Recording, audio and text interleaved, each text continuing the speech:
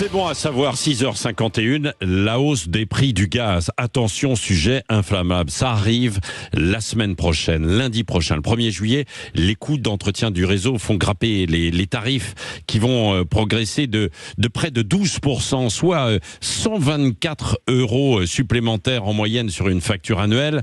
Les coûts du gaz. Nous sommes avec Sylvain Faller, cofondateur d'EcoWatt. C'est une plateforme en ligne qui permet d'essayer d'assurer la transition écologique des logements, en tout cas qui conseille un petit peu sur les prix de l'énergie et comment essayer de limiter la facture. Bonjour Sylvain Faller.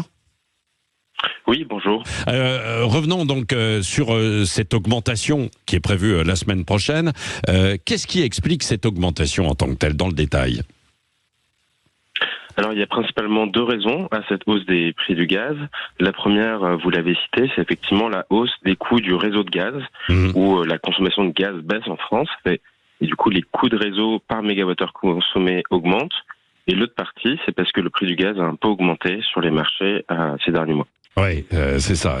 Parce que, évidemment, il y a la guerre entre la Russie et l'Ukraine, notamment, qui fait flamber un petit peu le prix du gaz. Oui, et cela. Et là, cette petite hausse, elle est aussi liée à des questions d'approvisionnement en Norvège, où il y a un puits de gaz qui est en maintenance. Oui.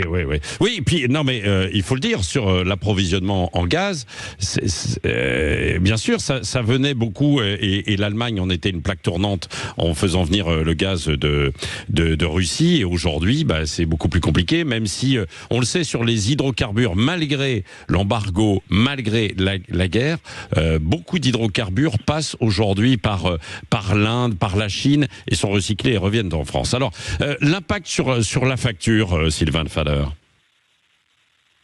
Oui, tout à fait. Donc là, c'est une hausse effectivement qui est significative, de 12% sur le prix du gaz pour les particuliers. Oui.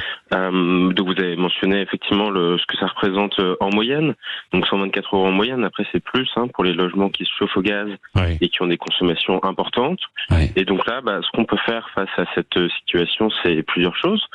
La première, c'est de comparer les prix, de regarder s'il n'y a pas des offres moins chères que justement ces prix de référence gaz ou que le contrat de gaz qu'on a actuellement. Et ensuite, sinon, c'est de suivre sa consommation ou se dire qu'il peut être temps de remplacer sa vieille chaudière, peut-être, qui consomme beaucoup, par des systèmes plus économes comme du chauffage bois ou des pompes à chaleur. Oui, c'est ça. Juste d'un point sur le comparatif, à qui faut-il s'adresser ? Parce que on sait que on est énormément sollicité par des appels, etc. Il y a un problème de confiance, Sylvain Faller.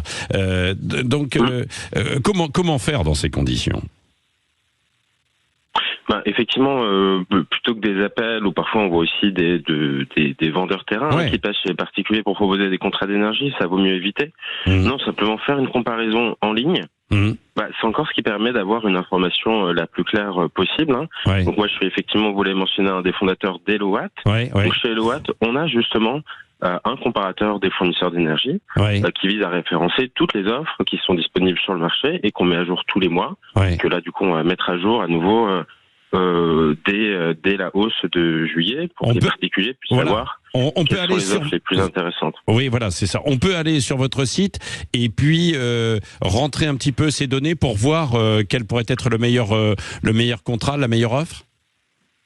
Oui, tout à fait. On peut faire ça. Et en plus, ce qu'on fait chez EcoWatt pour les particuliers qui utilisent aussi notre application pour suivre leur consommation d'électricité et de gaz, ils peuvent être alertés s'il y a une meilleure offre que le contrat qu'ils ont aujourd'hui. Oui, d'accord. Et là, ce qu'on a fait aussi, parce que en ce moment, les prix, que ce soit sur le gaz ou sur l'électricité, pour les particuliers, ils ont beaucoup augmenté. Ils sont pas revenus au niveau d'avant la crise de l'énergie.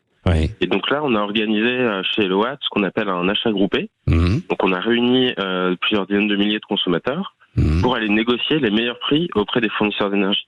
D'accord. Et donc là, par exemple, on a pu obtenir une offre qui a moins 20% sur le prix du kilowattheure pour les clients qui se chauffent au gaz et à moins 29% sur le prix de l'électricité.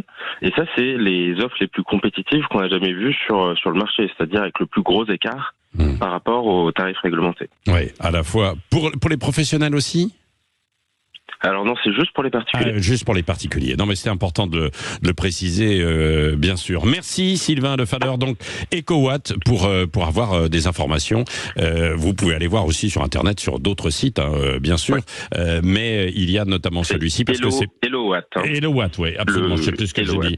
J'ai dit EcoWatt, je crois. Non, hein, c'est oui, ça. Tout à fait. C'est HelloWatt. Oui, c'est pour faire des économies. Merci d'avoir été avec nous en direct ce matin sur Sud Radio.